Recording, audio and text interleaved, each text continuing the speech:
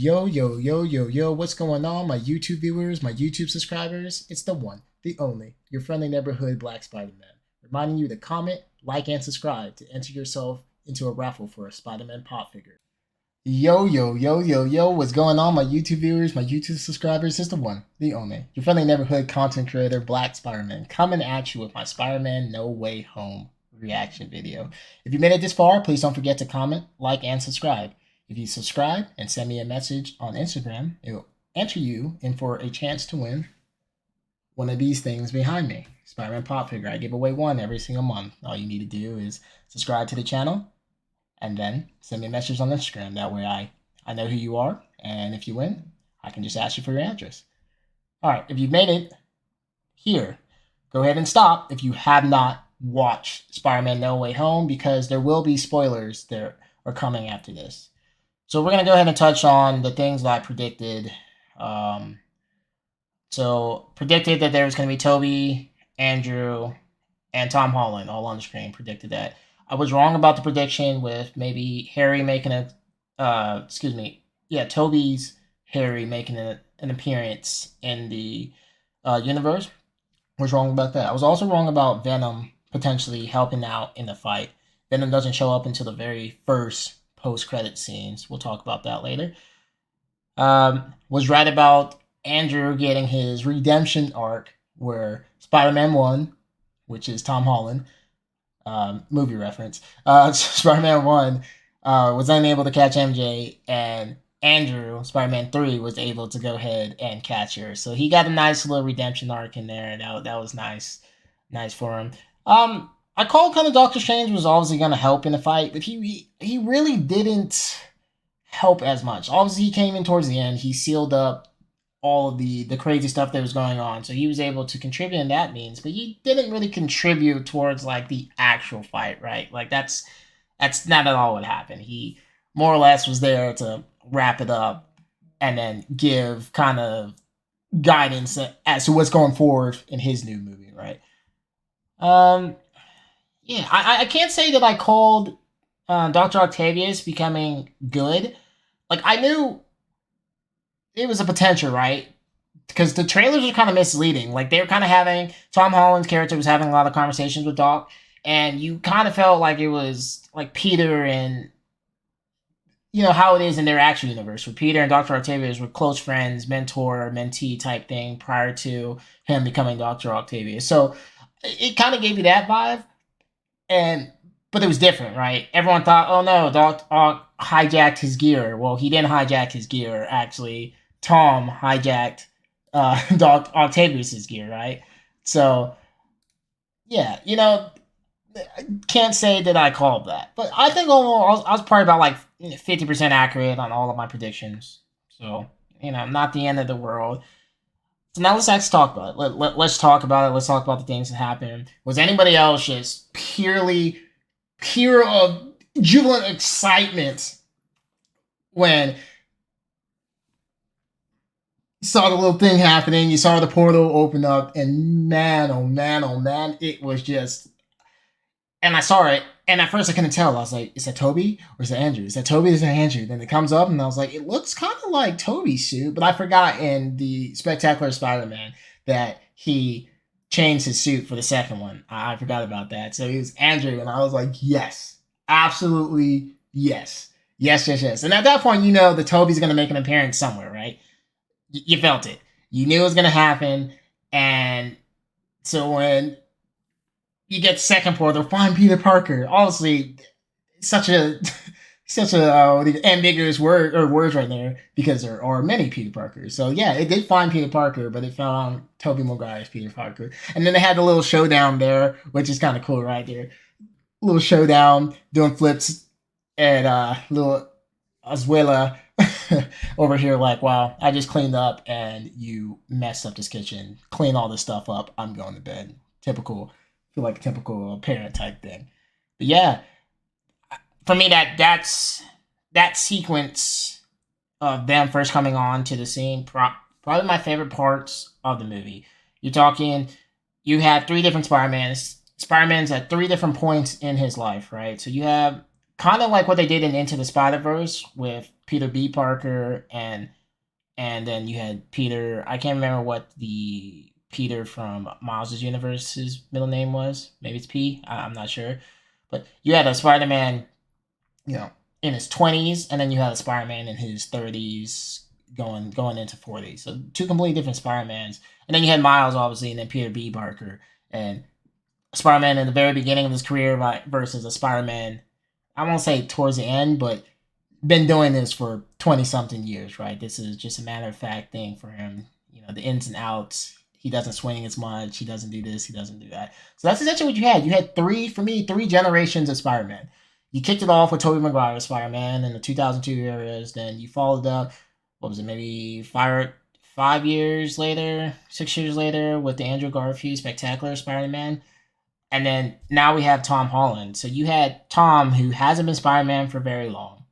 You had Andrew, who had 2 movies worth of Spider-Man, but it, unlike Tom Holland's, it happened in a very quick span. Like Tom Holland's time as Spider-Man, it's probably only been a few months that's been carried out throughout the entirety of the Marvel universe. Really, like from start to finish of his first in Civil War into his Homecoming, into Far From Home, into uh, no Way Home. It's all been relatively within a few months. I'd probably say less than a year, maybe 6 months or less. So it's close. The time span is close. It's all happened. So he's relatively new to being Spider Man. He's still trying to understand the lay of the land and how things go.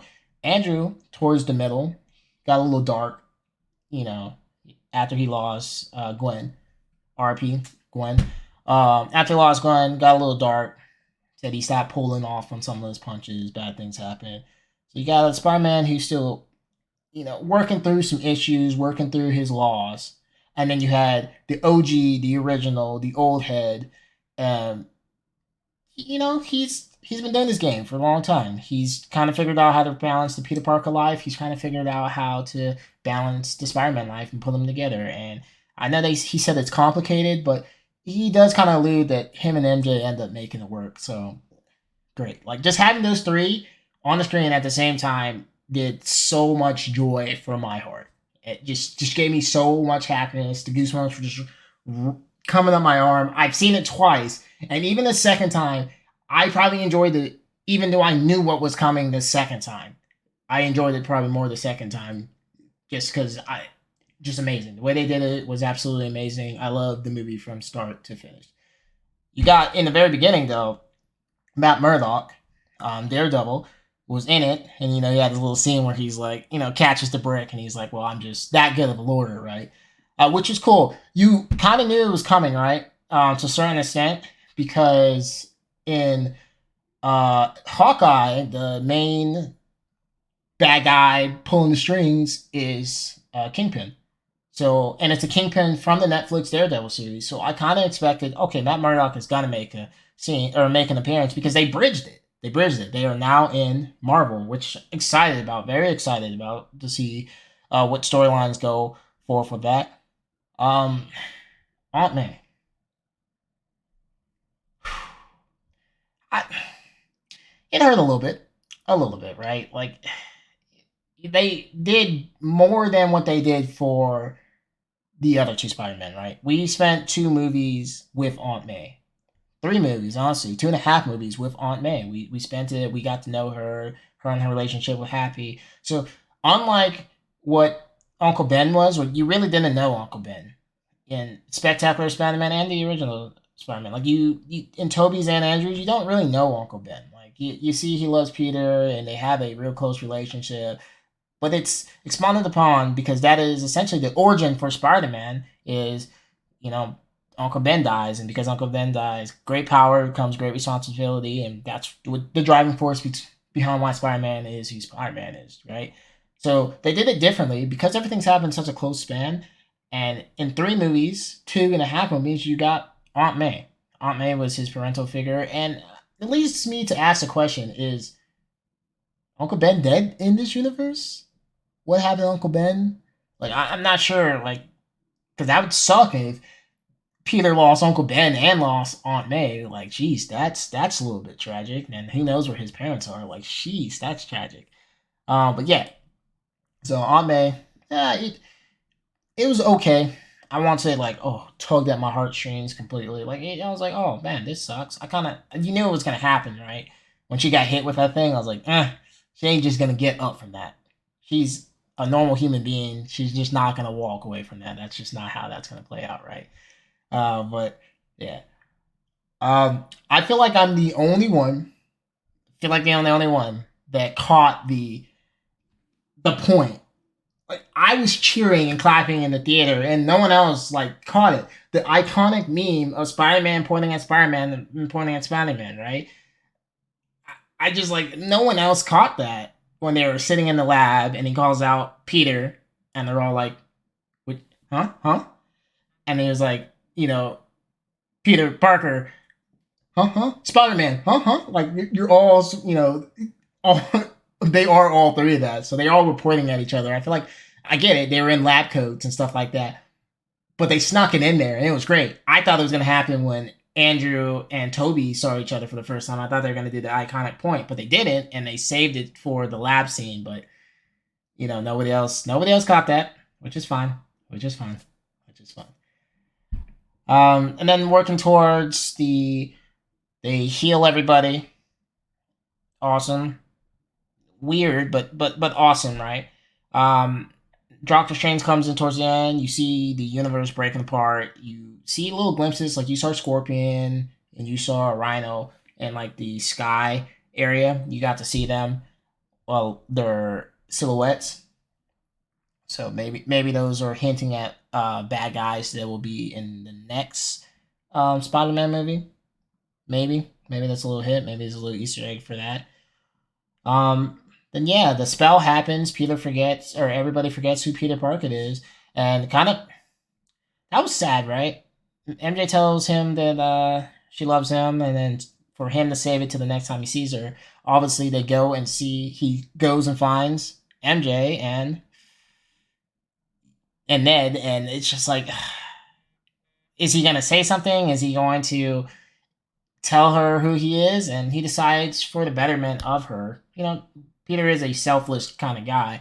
He decides for the betterment of her and Ned, so maybe they can lead a happy life because he saw what being involved in him with him does. So, and knowing that he's Spider-Man, what that does and what that did to them, and the dangers that it puts them in, and what it did to their personal life when they did nothing wrong, but just were guilty by association with him. So he decides ultimately not to, um, tell him.